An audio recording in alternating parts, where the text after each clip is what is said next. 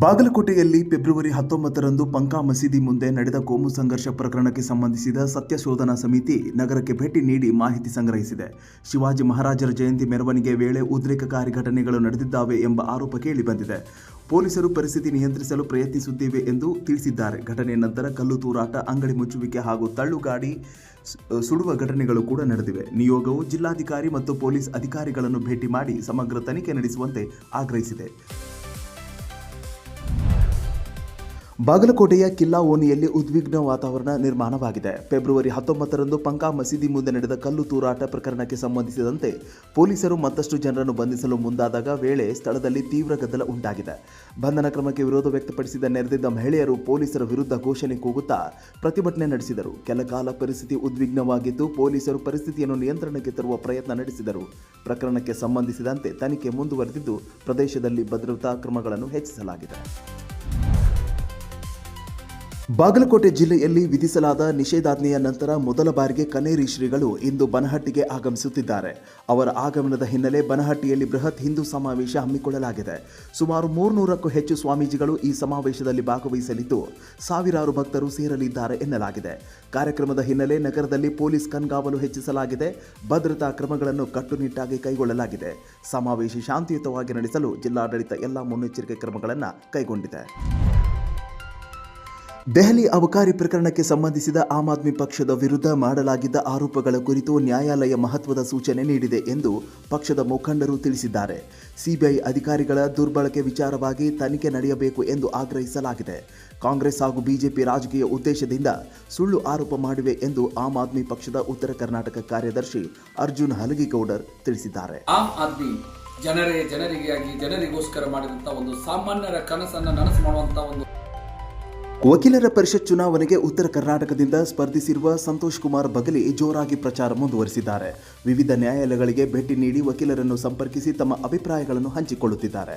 ವಕೀಲ ಕಲ್ಯಾಣಕ್ಕೆ ಸಂಬಂಧಿಸಿದ ಹಲವು ಯೋಜನೆಗಳನ್ನು ಮುಂದಿಟ್ಟುಕೊಂಡು ಈ ಬಾರಿ ಚುನಾವಣೆಗೆ ನಿಂತಿದ್ದೇನೆ ಎಂದು ಅವರು ಮಾಧ್ಯಮಕ್ಕೆ ತಿಳಿಸಿದ್ದಾರೆ. ವೃತ್ತಿ ಭದ್ರತೆ, ಕಲ್ಯಾಣ ನಿಧಿ ಹಾಗೂ ಸೌಲಭ್ಯಗಳ ಅಭಿವೃದ್ಧಿಗೆ ಒತ್ತು ನೀಡುವುದಾಗಿ ಸಂತೋಷ್ ಬಗಲಿ ತಿಳಿಸಿದ್ದಾರೆ. ರಾಜ್ಯದ ಎಲ್ಲ ವಕೀಲರಿಗೆ ನಾನು ವಿನಂತಿ ಮಾಡ್ಕೋತೀನಿ, ಈ ಬಾರಿ ಯುವಕರ ಧ್ವನಿ. ಬಾಗಲಕೋಟೆ ಜಿಲ್ಲೆಯ ಲೋಕಾಪುರ್ ಬಳಿ ನಡೆಯುತ್ತಿರುವ ಮೋರಂ ಗಣಿಗಾರಿಕೆ ಬ್ಲಾಸ್ಟಿಂಗ್ನಿಂದ ಮುರಾರ್ಜಿ ವಸತಿ ಶಾಲೆಗೆ ಧಕ್ಕೆ ಉಂಟಾಗುವ ಭೀತಿ ವ್ಯಕ್ತವಾಗಿದೆ.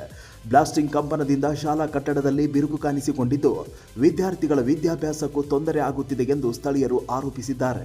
ಈ ಬಗ್ಗೆ ದೂರು ನೀಡಿದರೂ ಕ್ರಮವಾಗಿಲ್ಲವೆಂಬ ಅಸಮಾಧಾನ ವ್ಯಕ್ತವಾಗಿದೆ.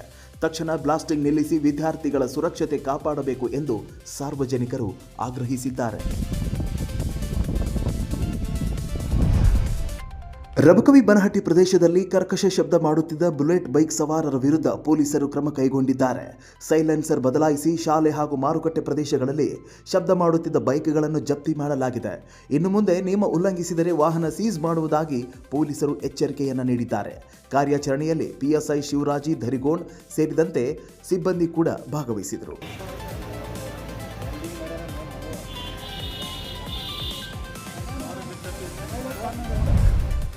ಬಾಗಲಕೋಟೆಯಲ್ಲಿ ಇತ್ತೀಚೆಗೆ ಶಿವಾಜಿ ಜಯಂತಿ ಮೆರವಣಿಗೆ ಮೇಲೆ ಕಲ್ಲು ತೂರಿ ಗಲಭೆ ಸೃಷ್ಟಿ ಮಾಡಿದವರನ್ನು ಬಂಧಿಸಿ ಗಡೀಪಾರು ಮಾಡಬೇಕು ಎಂದು ಒತ್ತಾಯಿಸಿ ವಿಶ್ವ ಹಿಂದೂ ಪರಿಷತ್ ಬಜರಂಗದಳ ನೇತೃತ್ವದಲ್ಲಿ ಗುರುವಾರ ಬಸವನ ಬಾಗೇವಾಡಿ ಪಟ್ಟಣದಲ್ಲಿ ನೂರಾರು ಹಿಂದೂ ಕಾರ್ಯಕರ್ತರು ಸೇರಿ ಬೃಹತ್ ಪ್ರತಿಭಟನಾ ಮೆರವಣಿಗೆ ನಡೆಸಿ ತಹಶೀಲ್ದಾರರ ಮೂಲಕ ರಾಜ್ಯಪಾಲರಿಗೆ ಮನವಿಯನ್ನು ಸಲ್ಲಿಸಿದ್ದಾರೆ.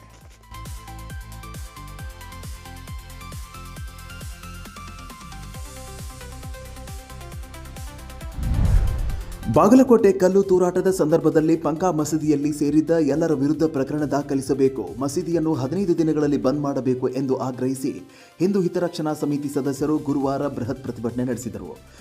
ಹಿಂದೂ ಜಾಗರಣ ವೇದಿಕೆ ಉತ್ತರ ಪ್ರಾಂತ ಸಹ ಸಂಚಾಲಕ ಶ್ರೀಕಾಂತ್ ಹೊಸಕೇರಿ ಮಾತನಾಡಿ 4 ದಶಕಗಳಿಂದಲೂ ಅದೇ ಮಸೀದಿಯಿಂದ ಕಲ್ಲು ಚಪ್ಪಲಿ ಎಸೆತ ಘಟನೆಗಳು ಹಲವಾರು ಬಾರಿ ನಡೆದಿವೆ ಎಂದು ಆರೋಪವನ್ನು ವ್ಯಕ್ತಪಡಿಸಿದ್ದಾರೆ.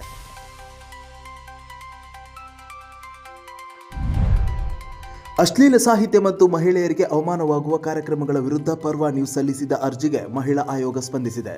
ಪತ್ರದ ಮೂಲಕ ಪ್ರತಿಕ್ರಿಯೆ ನೀಡಿರುವ ಆಯೋಗ ಇನ್ಮುಂದೆ ಯಾವುದೇ ಮಹಿಳೆಗೆ ಚ್ಯುತಿ ಉಂಟು ಮಾಡುವ ರೀತಿಯ ಕಾರ್ಯಕ್ರಮಗಳು ಹಾಗೂ ಹಾಡುಗಳನ್ನು ಹರಿಬಿಟ್ಟರೆ ನಿರ್ದಾಕ್ಷಿಣ್ಯ ಕ್ರಮ ಕೈಗೊಳ್ಳಲಾಗುತ್ತದೆ ಎಂದು ಎಚ್ಚರಿಸಿದೆ. ಈ ಕುರಿತು ರಾಜ್ಯದ 31 ಜಿಲ್ಲೆಗಳ ಪೊಲೀಸ್ ವರಿಷ್ಠಾಧಿಕಾರಿಗಳಿಗೆ ಪತ್ರ ರವಾನಿಸಿದೆ. ಅಗತ್ಯ ಕ್ರಮ ಕೈಗೊಳ್ಳುವಂತೆ ಸೂಚಿಸಲಾಗಿದೆ. ಮಹಿಳೆಯರ ಗೌರವ ಮತ್ತು ಭದ್ರತೆ ಕಾಪಾಡಲು ಕಟ್ಟುನಿಟ್ಟಿನ ಕ್ರಮ ಜರುಗಿಸಲಾಗುವುದು ಎಂದು ಮಹಿಳಾ ಆಯೋಗ ಸ್ಪಷ್ಟಪಡಿಸಿದೆ.